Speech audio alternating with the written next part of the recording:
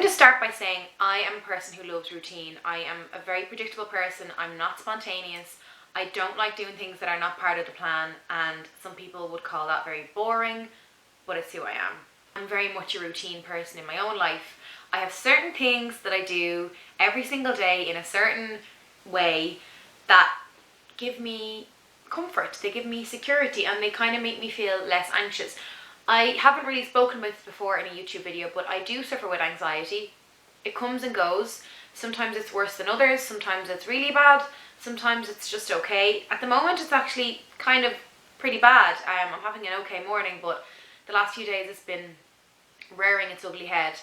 And for me, when I'm feeling anxious, having a routine, knowing what to expect from my day really helps me. So naturally, I wanted to sort of incorporate that into how I was a mother. We're going to stick to a routine, and I'd read up a lot about how a routine will help your baby or your toddler feel secure because they know what to expect from like the day, and certain triggers and certain cues give them an idea about what's going to happen next, and that for them is comfort. And anything that involves comfort is something that I'm going to do for my kid, let's be honest. I do sometimes think that the whole idea of routine, particularly when it comes to sleep and bedtime, is a bit different when you're breastfeeding. I just think the reason for that is in the early days, for the first couple of months, your baby does a lot of cluster feeding in the evenings, more so in the first couple of weeks. I think maybe it comes down to the whole feeding on demand thing as opposed to structured bottles at certain intervals. I think when you know you're going to feed your baby every 4 hours, for example, with a 7-ounce bottle, let's just say, it is easier for you to sort of plan when naps are going to take place, when you can go certain places, when it's okay to leave the baby with somebody, what you need to leave with them. It's not the same when you're breastfeeding because obviously you're breastfeeding them, so you're not going to be able to measure exactly what they're having. They're feeding on demand, they're feeding more regularly, and it's just a different ball game. That's not to say breastfeeding or bottle feeding is any better than the other. It's just my experience with the whole thing. So from the get-go, we were really kind of into the whole idea of a routine. We'd give him a little bath in his baby bath, and then we would do some baby massage and sing this little song to him. Baby massage, baby massage, do do do do do do do, baby massage. So relaxed, it was so cute. I used to feed him, bring him upstairs, and he would sleep for a couple of hours, and then he would wake up and I would go to bed with him. Our routine has changed a lot since then. Still breastfeeding. He was 2 last week, and he just has that one feed before bed, and he also loves bottles. So this is why our story is a bit unique. My son loves bottles as much as he loves breastfeeding, but if I'm there, he wants to be breastfed. So I feed him before bed, and his daddy gives him a bottle at around 11 or 12 when he wakes up for it. And I know he doesn't need that bottle, and I know he doesn't need the milk, and I know it's a habit, and I know it's not necessary, and all of that stuff, but it's just how it works for us, and that's just how it goes. Stop comparing your child to other children because every baby is so different. Billy, no matter how much I tried to kind of introduce and encourage a routine, he always sort of led the way himself. So just as something was working, he would change it up. And to be honest with you, what has worked for us is just listening to his cue, really, and just following his lead. And that sounds really sort of free range parenting. It sounds very like relaxed and calm and go with the flow. And I would like to state that I am not that kind of person, and I am not that kind of parent. I am not a go with the flow person at all. I need to know what's happening. I need to know what's happening if that thing doesn't happen. That's just my personality. It's part of who I am. So having a baby who likes to change things up, who thrives on sort of being a bit calmer and being a bit more relaxed, has been a weird adjustment for me because that's not what I expected. I thought that my baby would be just like me and would like things done a certain way all of the time. That's not to say now that he doesn't have a routine, because he does have a routine. He liked motion to go to sleep. Again, a habit, something you shouldn't do with your newborn because they get used to it and they should go to sleep on their own and you should put them down when they're awake, and all of that stuff is really great. But like, my advice is just read the books, take the information, take the advice, listen to your friends and family, but like, do what feels right for you. For me, rocking my baby to sleep, soothing him, rubbing his back, that felt normal to me, that felt natural to me, and that made me feel happier, so I did it. Yeah, it means that he still likes that sort of thing, going to bed now, but like that's okay. He's not gonna like want it when he's 18 years of age, so I'm okay with it. So now we just have a rocking chair and he lies on my chest after I feed him. I just kind of rub his back, or I rub his legs, or I hold his hand, or he likes when you rub his face, and I just rock back and forward, and it's no work, zero work, and it's just really relaxing, and it's actually a really nice way to finish the day. I'll just insert a clip of what his room looks like when he's going to sleep. We have this little musical toy that plays like a half an hour of lullabies, and it like projects stars onto the wall, and it's really cute, so it's very much part of our bedtime routine. It's really cute. So this is the kind of setting that he drifts into a sleep with. Well, more of a sleep. He's asleep already, but you know. Our routine at the moment would be that Billy would have one nap in the middle of the day. It depends on the time, somewhere usually between 11 and 12, and he will sleep anything up to 2.5 hours. Although I have noticed lately that when he sleeps for 2 hours, sometimes his nighttime sleep is that little bit worse. So I've been trying to limit that daytime nap to 1.5 hours or an hour sometimes. So he's 2 now, so I suppose it is natural that that nap would start to get shorter. And it's hard because that nap is such a nice chunk of time to get something done in the house, or to like sit down and have my lunch or relax or get some work done. So actively waking him up when I know he would sleep for longer is kind of, feels sort of hard, but then I'm doing myself no favours because it just means that night it's going to take longer to settle him and he's going to wake up quicker. So you know yourself, you have to just sort of do what works. He'll be up from his nap around 1:30, at which point he has his lunch, usually with me if he's home. If he's in my mum's, which he is 2 days a week, I don't know, maybe he has his lunch first, I'm not sure.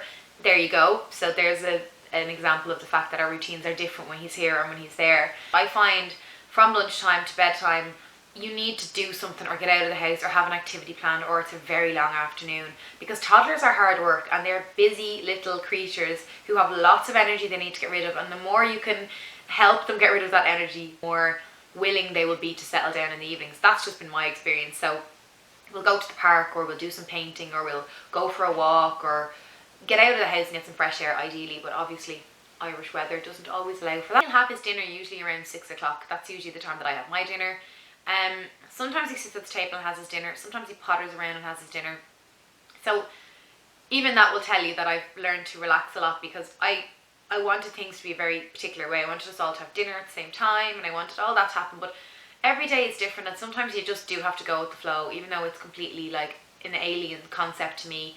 I've learned that it actually makes things easier in the long run if I stop fussing and stressing about a specific routine, because at the end of the day, Billy still doesn't sleep very well. So if I stress myself out with this really strict routine for the whole day, and 9 times out of 10, it might make absolutely no difference whatsoever. And I've tried it for weeks and days and months, so it's not as if I haven't given it enough time. It's just the way Billy is. He's just his own man. Bedtime is usually in or around the same time. It's usually somewhere between 7:30 and 8 o'clock. So we bring him upstairs, have a bit of a play, sometimes too much of a play, and it's hard to kind of wind him down, but that's the only time his dad gets to sort of have a bit of fun with him, you know, on a work day, because I'm obviously home with him, and even when my mum minds him, she drops him back at like 4 o'clock or 4:30, so I still have that couple of hours in the evening with him. So I try and not get too stressed about that. Then we'll get him, you know, change his nappy, put on his pyjamas. He wears a grow bag to bed, which is a pretty good indicator for him that it's bedtime, it's nighttime. He says grow bag. It's one of those sleep suits, you know, so it's got no arms, but it's got like a duvet for the bottom part, and just means you don't have to worry about putting blankets on him, because he used to just throw blankets over throw them out of the cot, and then I'd be worried that he would be cold. But for the last 2 weeks it's been really warm at night time, so he hasn't actually been using the grow bag, and I wonder if that's the reason why he's been sleeping so badly. Anyway, it could be teeth, or the fact that it's warm out, or another developmental thing. Anyway, it's been a pretty crap week of sleep. Go into his room and I will breastfeed him before he goes to sleep. So Daddy will say goodnight, he'll give Daddy a kiss. I'll sit down on the rocking chair, I'll turn on his little musical mobile thing which I showed you in the previous clip, close the curtains. They're blackout curtains, which I would highly recommend to anyone, because in these summer months where the evenings are really bright, there's not a hope Billy would sleep in a bright room. So the blackout curtains are an absolute necessity in this house. So as you can see, it's the middle of the day, it's really bright, and there isn't a hope he would sleep in this room right now. But pull down the blinds, close the blackout curtains, and it's really dark, and then